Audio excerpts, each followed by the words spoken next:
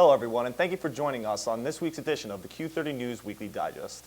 I'm Daniel Keith, here to talk about the biggest headlines from around the country.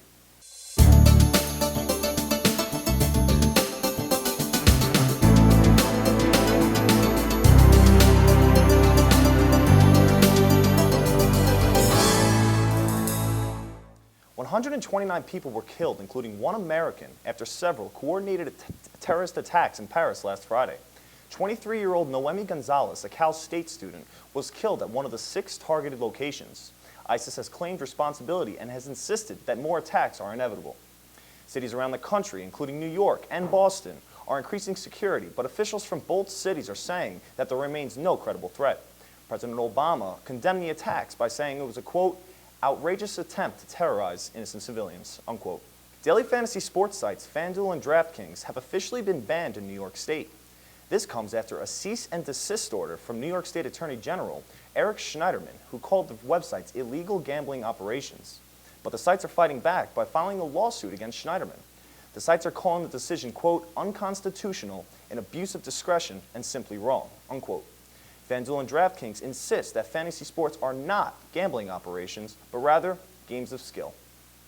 And a 13-year-old South Carolina boy shot a potential burglar dead while his mother was at work. The boy used a shotgun to shoot at 31-year-old Lamar Antoine Brown and 28-year-old Ira Bennett. The boy became suspicious after seeing a gray Chevy parked near his house in Ladson, South Carolina. After the incident, Bennett drove Brown to the hospital where he eventually died from his injuries.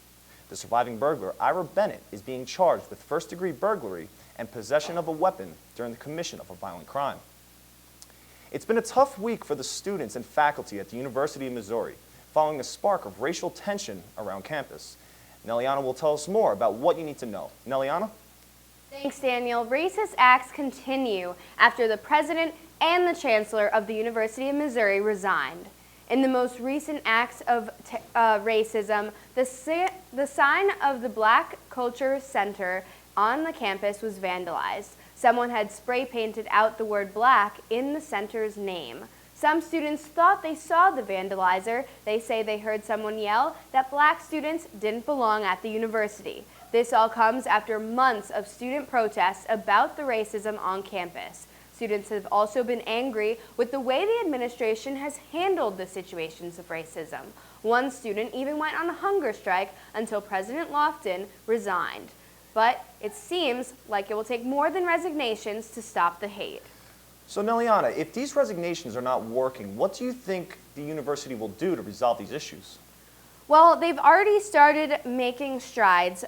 Before he resigned, the Chancellor, Lofton, announced that they would have mandatory diversity and inclusion training for students starting in January of 2016 when they return. Now, would this be mandatory meetings, or how will that work? Is it Yes. involuntary? Yeah, they are mandatory for the students, and going forward, they will try to get faculty and staff to also go to these trainings as a mandatory thing. Okay, but how is the, do you know nationwide, how has the incident affected other universities? Well, it depends on what schools you're looking at. Some schools, there have been protests in support of these students against racism, and in other areas, things are just going about as normal. Okay. Well, thank you, Neliana. Neliana Ferraro. Believe it or not, daily temperatures remain above normal for this time of the year. But will it last? Let's take a look at this week's 7-day forecast.